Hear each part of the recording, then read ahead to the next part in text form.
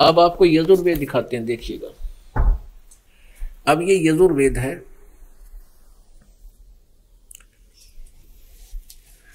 ये यजुर्वेद है। ये कहाँ से प्रकाशित है? सार्वदेशिक प्रकाशक है, सार्वदेशिक आर्य प्रतिनिधि सभा 2/5 मैरिस्टान भवन, रामलीला मैदान, नई दिल्ली 2। दूरभाष इतना है इनका, फैक्स ये है। और अनुवाद करता है महर्षि दयानंद सरस्वती। पूरे 40 अध्याय के नहीं, पूरे यजुर्वेद का अनुवाद करता ये है महर्षि दयानंद। मुद्रक है Prince offset printers, 1510 Pataudi house, Daryaganj, नई दिल्ली। इसके 40 में अंतिम अध्याय है 40वां, और इसमें कुल 17 श्लोक है।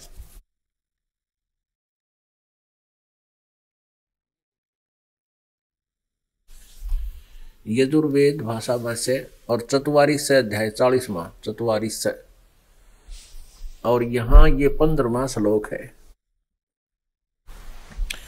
इसमें क्या लिखा है कि वायु अनिलम, वायु अनिलम अमृतम इथम अथ इदम भस्मांतम शरीरम, भस्मांतम शरीरम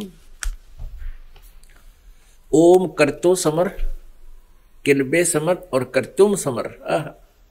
ओम कर्तो समर किलबे समर और कर्तुम समर। ये क्या है? भस्मांतम शरीरम वायु अनिलम अमृतम अथ इदम भस्मांतम शरीरम। भस्मांतम शरीरम माने वायु, माने जब आपका प्राण समाप्त हो जाता है। वायु अनिलम यानी सूक्ष्म शरीर में कुछ शक्ति अमरता प्राप्त हो जाती है भक्ति ओम नाम के जाप करने से। और भस्मांतम शरीरम, शरीर छोड़कर जाते समय तक ओम करतो समर, ओम नाम का जाप, करतो समर, किलवे समर और करतुम समर। ओम नाम का जाप अंतिम श्वास तक, यानी शरीर छूटे तब तक ओम नाम का जाप करते रहना। कैसे करते रहना? काम करते करते करो, विशेष कलबलाहट के साथ यानी कसस के साथ करो। और मनुष्य जीवन का प्रथम कर्तव्य जानकर ओम नाम का जाप करो। ये तो है ब्रह्म तक की साधना का। लेकिन इस अनुवादकर्ता ने भी इसका कैसे अनुवाद किया? हे कर्म करने वाले जीव, कर्तो माने कर्म करने वाले।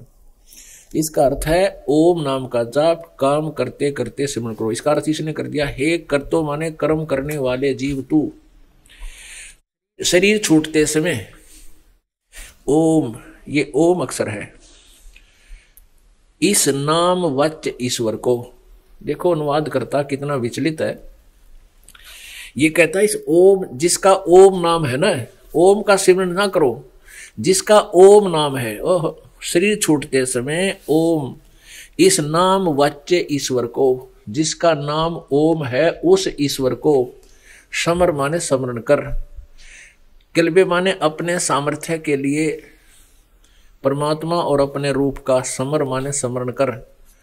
और कर्तम, ये कर्तम, ये कर्तम, इसका ये ऐसे लिखा है कर्तम, अपने किए का समर स्मरण कर। इस संसार का वायु, संसार का वायु धनंजय रूप आदि वायु, कारण रूप वायु को, कारण रूप वायु, कारण रूप वायु को, कारण रूप वायु अमृतम अविनाशी कारण को धारण करता है। अथ इसके अनंतर इदम माने यह है, शरीरम माने नष्ट होने वाला, मुख सुखादि का आश्रय शरीर, भस्मांतम अंत में भस्म होने वाला, ऐसा जानो। अब इसने कहेगा बेरा था को नहीं, एंड वेंड ठोक्या करता। अब इसने लिखा है कि जिसका ओम नाम है ना उसका स्मरण करो। और ये कहता ओम करतो समर, संस्कृत स्पष्ट बता रही है। अब तो 6ठी 7वीं 8वीं का बालक भी इसको समझ सकता है, और वैसे भी किसी ने अक्षर ज्ञान है वो भी समझ सकता है। इस तत्व ज्ञान की कुंजी तय चाबी से खुला जाता है। ओम वायु अनिलम अमृतम अथिदम भस्मांतम शरीरम। अथ माने प्रारंभ होता है, पर आखिर से लेकर अंत तक जो इस और शरीर छूटते समय तक ओम नाम का जाप करता, काम करते करते सेवन करो, विशेष कसक के साथ सेवन करो ओम का जाप, और अपना मुख्य कर्तव्य समझकर मनुष्य जीवन का इसका सेवन करो। तो वायु अनिलम अमृतम, ये जो प्राणों से हमारा शरीर जो है ये प्राणों का संग्रह है, जो सूक्ष्म शरीर है। तो वो जो प्राणी है वो जीव तुम्हारा कुछ अमृतम यानी कुछ ओम नाम से मिलने वाली जितनी स्टेबिलिटी है वो प्राप्त हो जाएगी। अंतिम भस्मांतम शरीरम, शरीर के अंत होने तक, भस्म होने तक, भस्म जब होता है, नाश होता, तब तक शरीर में ओम नाम का जाप करते रहो विशेष कष्ट के साथ। अब ये तो है ब्रह्म की साधना। अनाड़ी इन ऋषियों ने ये नहीं देखा कि 17वें श्लोक में और भी लिखा है कुछ, वेद ज्ञान दाता ब्रह्म है, और ये अपना तो बता रहा है कि मेरा तो ओम मंत्र है, मेरा ये ओम मंत्र है। 15वें में मेरा तो ओम मंत्र है, और यहां ये कह रहा है 17वें में ये लास्ट मंत्र है, यजुर्वेद का अंतिम मंत्र है, अंतिम अध्याय का 17वां। इसमें क्या कहा कि हिरमेन पात्रेण सत्य अपहितम मुखम, ये असौ आदित्य पुरुष, असौ स अहम, स असौ अहम ओम खम ब्रह्म।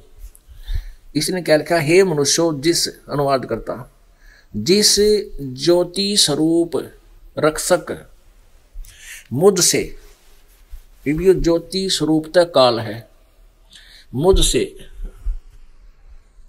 अविनाशी यथार्थ कारण के आच्छादित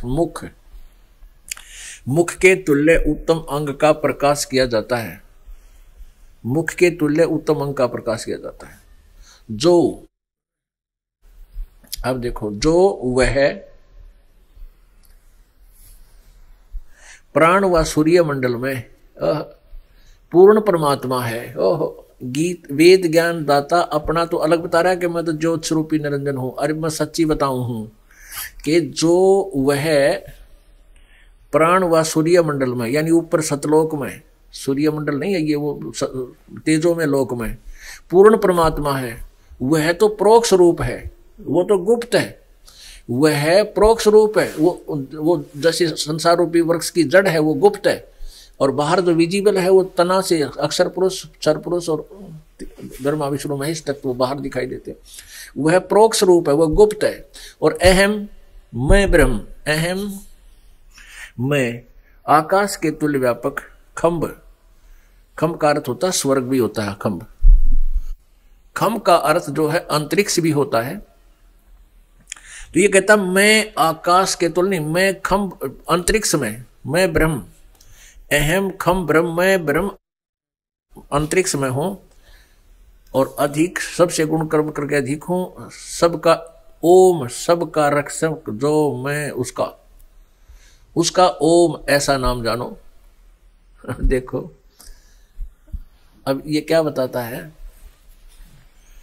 कि इसमें सीधा सा दिया है कि वो परमात्मा तो गुप्त है, वो जैसे संसार का मनुष्य का मुख होता है सबसे कीमती ऊपर, और ऐसे ही वो जड़ है सबसे ऊपर। तो यह असौ आदित्य पुरुष है, यह सह आदित्य पुरुष है, सह असौ अहम ओम खम ब्रह्म। अब ये क्या कहता है कि वो परमात्मा तो गुप्त है ऊपर, और मैं अहम, ये अहम अलग है, जैसे यहां है ना अहम, असौ ये अलग हो गया इससे, असौ और अहम, ये लास्ट वाला अहम, इस अहम। तो ये कहता है कि अहम मैंने मैं, तो यहां मैं अंतरिक्ष में रहता हूं, मैं ब्रह्म हूं, और ओम मेरा नाम है, और वो परमात्मा गुप्त है। उसके लिए इसी 40वें अध्याय के, इस 40वें अध्याय के 10 से लेकर, अब ये 40वें अध्याय का और 10वां मंत्र है, 40वें अध्याय का 10वां मंत्र। इसका अनुवाद कैसे किया इन्होंने, हे मनुष्यों, जैसे हम लोग मेधावी योगी विद्वानों से, ये देखो धीराणाम, धीराणाम का अर्थ है तत्वदर्शी संतों से, मेधावी योगी विद्वानों से, तत्वदर्शी संतों से। ये समझो जैसे गीता जी अध्याय नंबर 4 का श्लोक 34 में बताया है, तत्वदर्शी संतों से पूछो।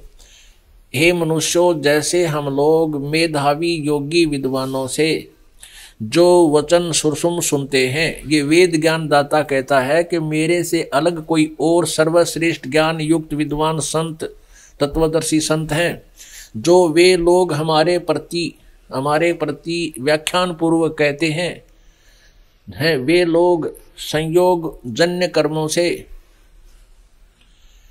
और ही कार्य का फल व फल कहते संपन्न उत्पन्न नहीं होने वाले कारण से अन्यात और आहु कहते हैं। इति, इस बात को तुम भी सुनो। अब इसका सीधा सा अर्थ है कि संभावत माने जन्म, संभव जन्म होना, संभव माने उत्पन्न होना, संभवात माने जन्म होना, असंभवात माने उत्पन्न नहीं होना।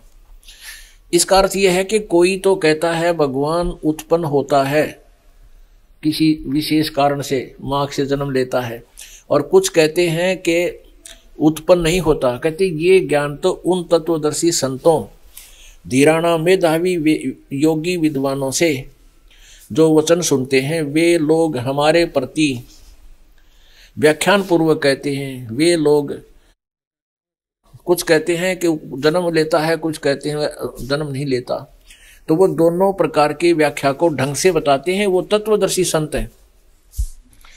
और फिर बताते हैं कि अब इसमें 13वें श्लोक में फिर कहा है 40वें अध्याय के, इसमें क्या कहा कि जो हे मनुष्यों, जो विद्वान लोग यानी तत्वदर्शी संत हमारे लिए व्याख्या पूर्वक कहते हैं पूर्वोक्त विद्या का, यानी पहले श्लोक में मंत्रों में कहा गया है कि जिसने अक्षर ज्ञान हो गया वो तो विद्वान मान लेते हैं, जिसको अक्षर ज्ञान नहीं है वो विद्वान नहीं कहलाता। लेकिन विद्वान और अविद्वान की जानकारी भी तत्वदर्शी संत बताएंगे। उपरोक्त विद्या का अन्य ही कार्य व फल कहते हैं।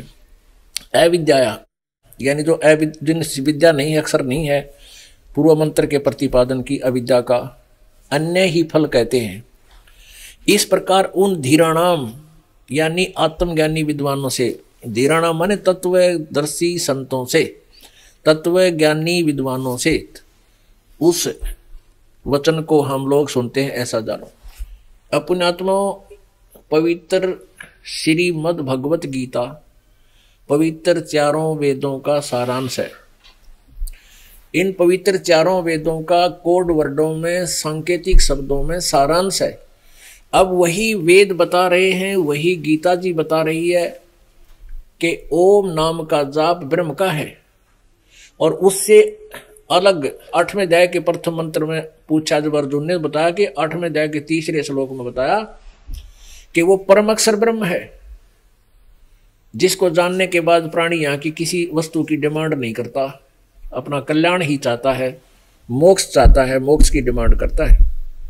इसलिए गीता ज्ञान दाता ने गीता अध्याय नंबर 18 के श्लोक नंबर 62 में कहा कि अर्जुन तू सर्वभाव से उस परम अक्षर ब्रह्म, उस परमेश्वर की शरण में जा जिसकी कृपा से तू परम शांति और शाश्वतम स्थानम, सदा रहने वाले अविनाशी स्थान को, सनातन परम धाम को प्राप्त होगा। तेरी फिर जन्म मृत्यु कभी नहीं होगी।